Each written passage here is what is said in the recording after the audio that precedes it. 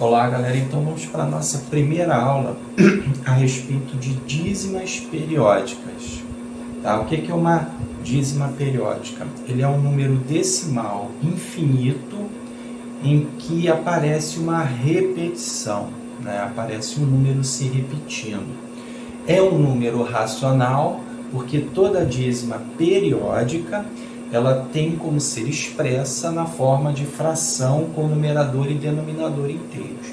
Essa fração que representa a dízima periódica, ou que gera a dízima periódica, né, que a fração é uma divisão, é chamada de fração geratriz. Nas próximas aulas a gente vai falar melhor sobre a fração geratriz e como obter.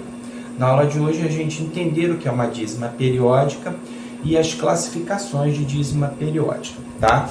Primeiro momento, vamos entender a diferença de dízima periódica para uma dízima não periódica. Eu tenho aqui dois exemplos. Repara que os dois são dízimas, são números decimais infinitos com uma diferença. Repara que no primeiro eu tenho um número se repetindo. Ó, 23, 23, 23. Então isso caracteriza uma dízima periódica. Tá? Então, esse 1,23, 23, 23 é uma dízima periódica. Tá?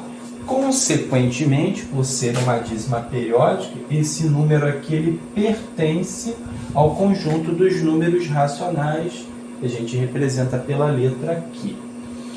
Agora, olha o número abaixo. Também é uma dízima, é um número decimal infinito. No entanto, eu não tenho um número se repetindo. Aqui 14, 15, 92, depois vem 65. Aliás, que número é esse aqui? Esse aqui é o π, são as primeiras casas do π. Então, aí eu tenho uma dízima não periódica. Dízima não periódica. Se é uma dízima não periódica, é um número irracional. Π é um número irracional. Os números irracionais, a sua representação, são números decimais infinitos, né? Raiz quadradas que não são exatas, por exemplo, são números irracionais e por aí vai.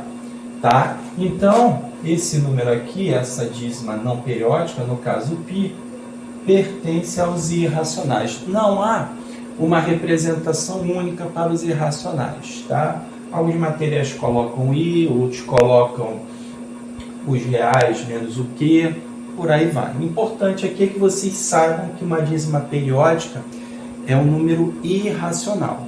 E aí, no caso, a nossa aula vai se focar em dízima periódica, tá? As dízimas periódicas elas podem ser classificadas em simples ou composta. Qual é a diferença entre uma e outra? Na dízima periódica simples, a repetição, que a gente vai chamar de período, ele vem imediatamente após a vírgula. Então, eu coloquei aqui dois exemplos. Eu tenho 0,666 reticências. Repara que o período, o número que está se repetindo, vem logo depois da vírgula. E aqui eu tenho 3,121212. O número aqui que está se repetindo, 12, vem logo depois da vírgula.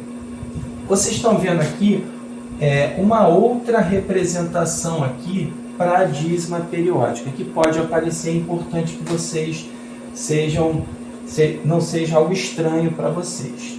Então, como é que é uma outra forma de representar a dízima periódica? Você coloca o período, a repetição, com uma barra em cima. Então, você está indicando que esse número é uma dízima periódica em que o período é o 6. A mesma coisa aqui, ó. Em cima do período, que é o 12, eu coloco uma barra em cima. Tá? É importante também a gente saber quem são os elementos que compõem uma dízima periódica. Na dízima periódica simples, nós temos dois elementos. Tá? A parte inteira, que é o número que vem antes da vírgula. No nosso primeiro exemplo é o 0. Tá? No segundo exemplo, a parte inteira é o 3.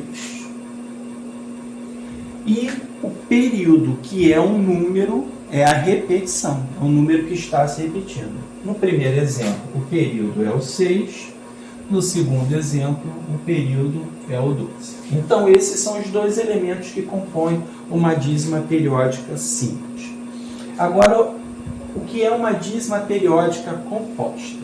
Se a dízima periódica simples é aquela em que o período vem imediatamente após a vírgula, a dízima periódica composta é aquela em que o período não vem imediatamente após a vírgula. Ou seja, há um carinha entre o período e a vírgula, né?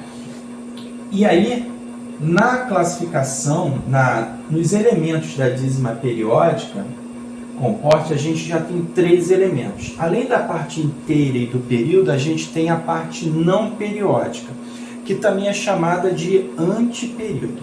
Eu, quando eu dava aula por ensino fundamental, 7º ano, por aí, eu dizia que era o intruso, né? Tem um intruso entre o período e a parte inteira ou a vírgula. Então, eu tenho aqui 2 exemplos de dízimas periódicas compostas. Por que a gente pode afirmar? Porque repara que entre o período aqui, ó, que é o 5, e a vírgula, tá? Ou entre o período e a parte inteira, se não quiser considerar a vírgula, tem um carinha aqui entre eles que não se repete, tá? Então, esse cara aqui aparece aí depois da vírgula e não se repete a parte não periódica, desculpa. Por isso que nós temos, então, 3 partes aqui, ó. Parte inteira da letra A, 2,1555. A parte inteira é o 2. Um detalhe aqui na segunda anotação, repara que a barrinha só está em cima do 5, tá? Por quê? Porque ela só fica em cima do período. O 1 não é o período, então ele não fica com a barrinha. Se eu botar a barrinha em cima do 1 e do 5, o período vai ser 15, não 5, tá? Quem é a parte não periódica? No caso aqui é o 1, é o cara que está entre o período e a vírgula. E o período, no caso aqui o número que está se repetindo, é o 5, tá? No segundo exemplo, a gente tem aqui a parte inteira é o 1, tá? A parte não periódica é o 6, tá? O período aqui é 89, então a parte não periódica é o 6. E o período é o 89. Repara que na anotação a barrinha só está em cima do 89. Tá legal? Então é isso. Dízima periódica é um número racional, tá? Em que você tem uma repetição, né, após a vírgula. Ela pode ser classificada em simples ou composta. Na simples, o período vem imediatamente após a vírgula. Na composta, ele não vem imediatamente após a vírgula. Na dízima periódica simples, a gente tem a parte inteira e o período. Na composta, a gente tem a parte inteira, a parte não periódica e o período. Ok? Então, a gente termina aí a nossa primeira aula. Forte abraço!